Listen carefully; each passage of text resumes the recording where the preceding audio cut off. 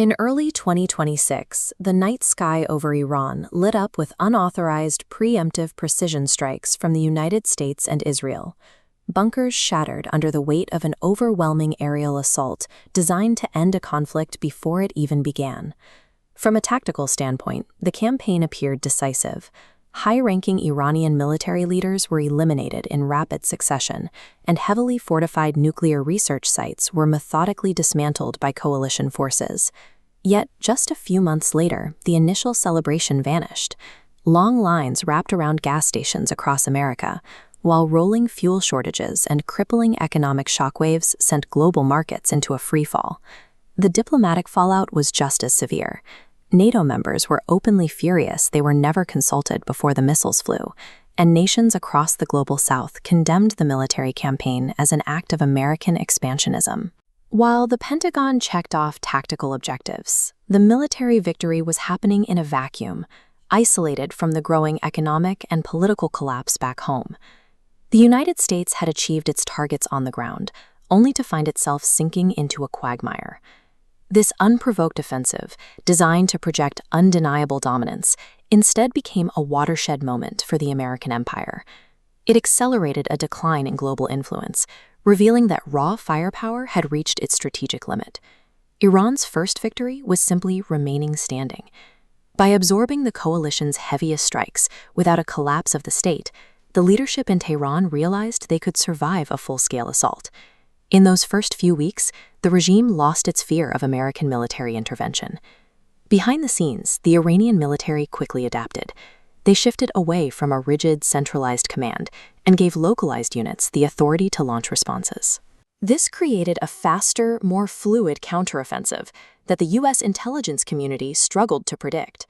Those decentralized units immediately targeted American forward operating bases across the region.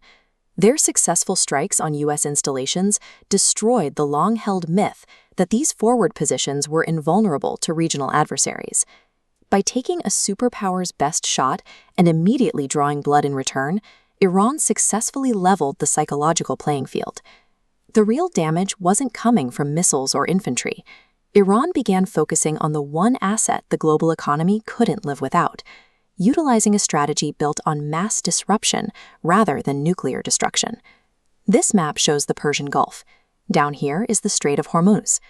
By blocking this waterway, Iran instantly strangled the world's oil supply. Because the U.S. initiated the war, the international community held Washington responsible. The administration broke regional stability and now owned the energy crisis.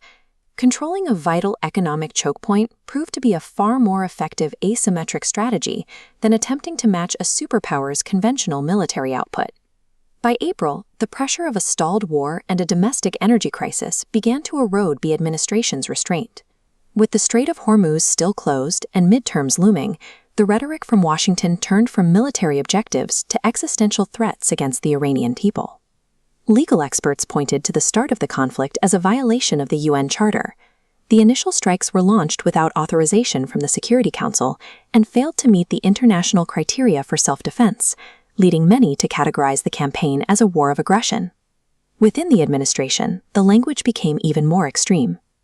The Secretary of Defense publicly declared no quarter for enemies, a direct violation of the U.S. military's own law of war manual, while the president threatened to destroy civilian power plants and bring the country back to the Stone Age. This move away from the rules-based order cost the United States its moral authority. Across the global south, leaders began categorizing the administration as a rogue power, mirroring the very behaviors it had spent decades condemning in others. The strategic trap mirrored the 1979 Iran hostage crisis, which famously paralyzed the Carter administration. Decades later, the 2026 war boxed a sitting American president into a corner, constructed by Tehran's ability to stall and wait. The administration became caught in a process critics called taco. Trump always chickens out. They were stuck between the impossibility of a total military victory and the political humiliation of a withdrawal during an election year. It proved that superior firepower is effectively useless when political objectives are unreachable. Without a clear way to win or leave, the superpower was left drifting in an endless war of attrition. Beyond the Middle East, the fallout changed the global map.